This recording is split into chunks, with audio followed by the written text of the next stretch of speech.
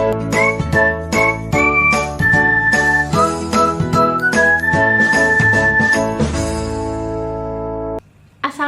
warahmatullahi wabarakatuh. Kami dari Fakultas Teknik Informatika Universitas Tanjung Pura Pontianak. Di video kali ini, kami akan membahas tentang materi metode numerik.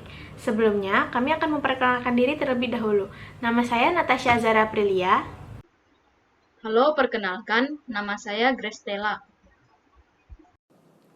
Assalamualaikum, halo semua. Perkenalkan, nama saya Pratiwi Bagus Naninda. Halo semuanya, perkenalkan nama saya Nela Yuliarni. Baik, langsung saja kita mulai ke slide yang pertama. Jadi apa itu konvergen dan divergen? Jadi konvergen adalah kondisi di mana semua persamaan terselesaikan dan menuju ke suatu nilai yang mendekati. Di sini ada tebakan awal X0, X1, dan X2. Jadi kita bisa lihat nilai X0, X1, dan X2 ini semuanya menuju atau mendekati akar yang ingin kita cari di sini atau titik perpotongannya. Makanya grafik ini disebut jenis grafik konvergen.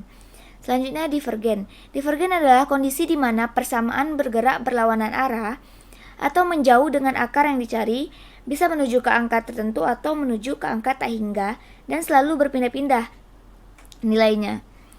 Di sini juga ada tebakan awal X0, X1, dan X2. Dari grafiknya di sini kita bisa lihat nilai-nilainya ini menjauh dari akar yang ingin kita cari atau di titik perpotongannya di sini.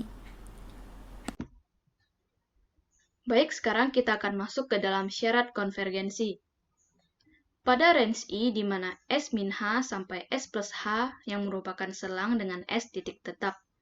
Baik, langsung saja yang pertama, konvergen monoton. Konvergen monoton akan terjadi apabila turunan pertama dari Gx di antara 0 dan 1. Jika 0 lebih kecil G aksen X lebih kecil 1 untuk setiap X anggota I. Selanjutnya adalah konvergen berosilasi atau naik turun. Akan terjadi apabila error kecil, membesar, kemudian kecil terus sampai menuju 0, apabila turunan pertamanya di antara min 1 dan 0. Jika min 1 lebih kecil G aksen X lebih kecil 0 untuk setiap X anggota I. Selanjutnya adalah divergen monoton. Jika G aksen X lebih besar 1 untuk setiap X anggota I. Yang terakhir adalah divergen berosilasi.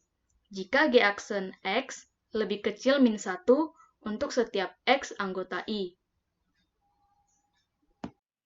Selanjutnya yaitu metode Newton-Raphson.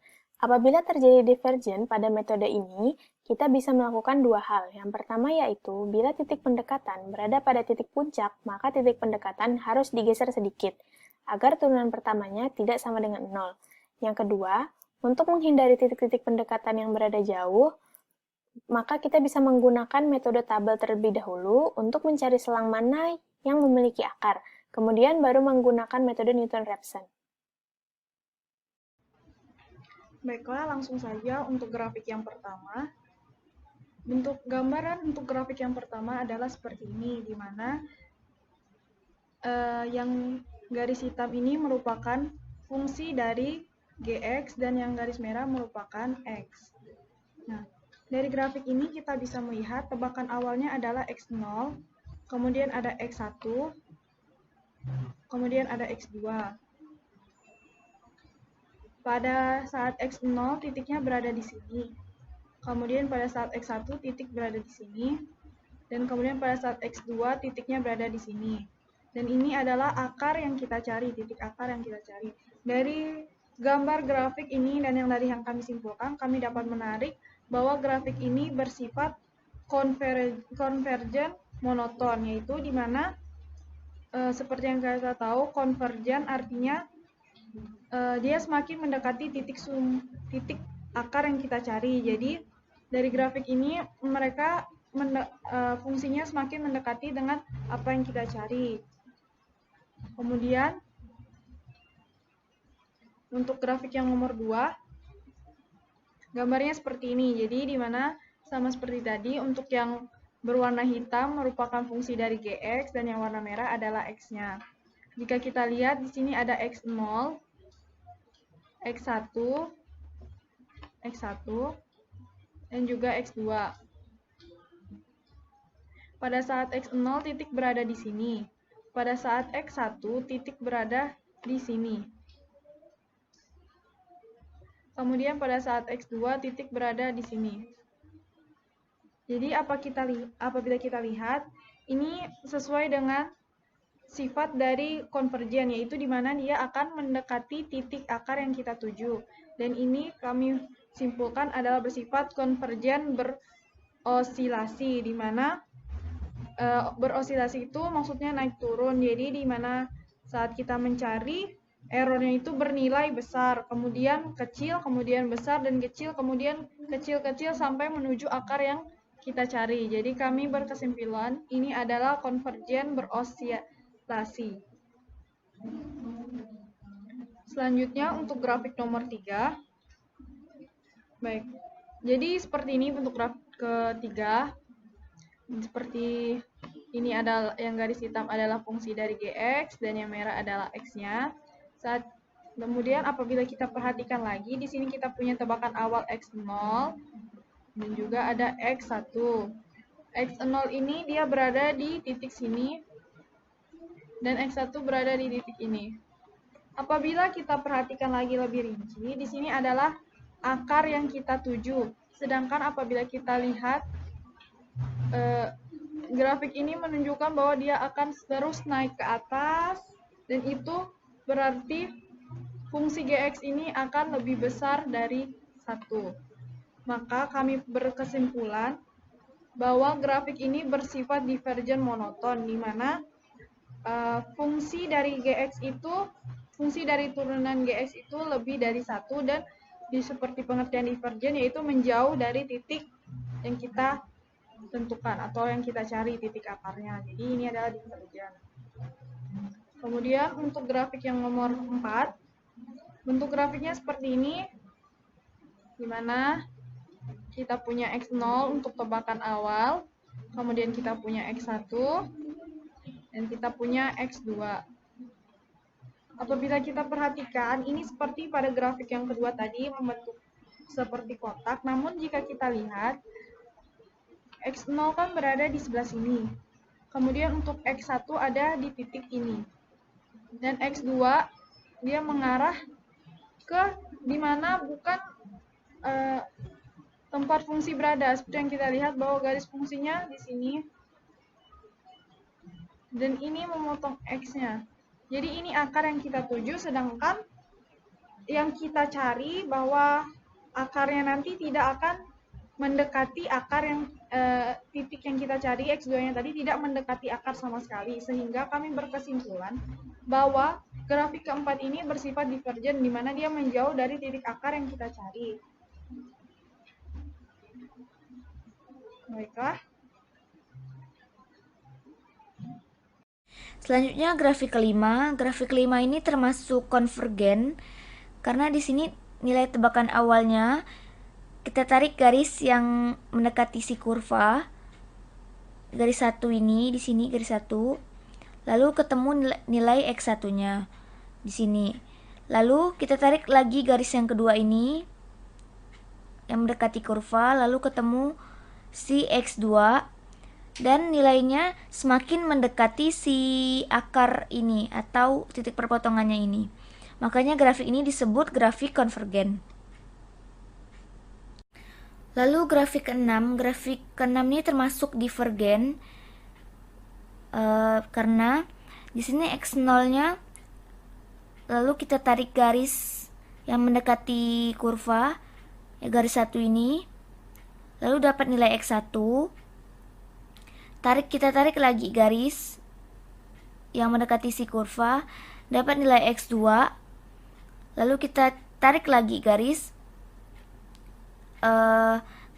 ketiga ini semakin menjauh dari si akar yang ingin kita cari ini atau titik perpotongannya ini.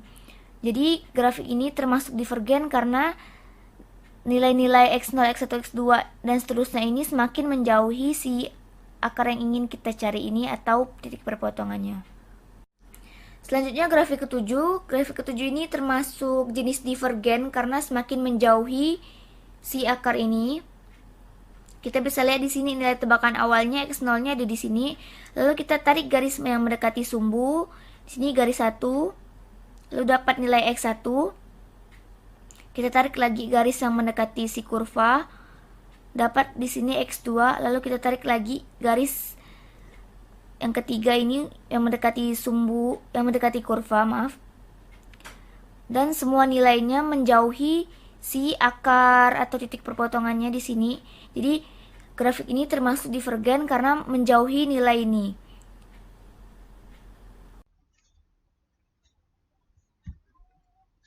Baik, selanjutnya kita akan masuk ke dalam grafik ke-8. Untuk grafik ke-8 bisa dilihat terdapat 4 buah titik potong. Untuk tebakan awalnya yaitu x0 mendekati titik. Kemudian untuk x1 menjauh dari akar atau titik perpotongan. Kemudian mendekati akar-akar yang lain. Di grafik ini terdapat 4 buah titik potong.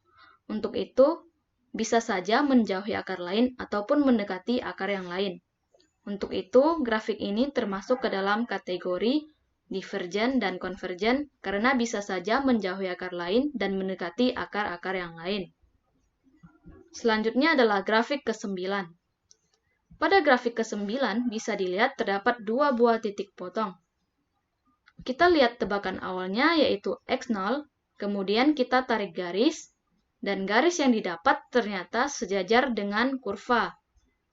Dan dari garis yang didapat, kita bisa melihat bahwa nilai x1, x2, dan seterusnya bisa saja mendekati akar maupun menjauhi akar sampai tak terhingga. Untuk itu, grafik ini bisa disebut konvergen dan divergen karena bisa saja mendekati akar maupun menjauhi akarnya. Selanjutnya adalah grafik ke-10. Untuk grafik ke-10, kita bisa melihat tebakan awalnya yaitu x0, kemudian kita tarik garis, bertemulah dengan x1. Selanjutnya kita tarik garis lagi, mendapatkan x2. Begitu juga dengan x3. Dan nilai yang didapat semakin mendekati akar atau titik perpotongan pada grafik ke-10. Untuk itu, grafik ini termasuk ke dalam kategori grafik konvergen karena nilai yang didapat semakin mendekati akar atau titik potong yang kita cari.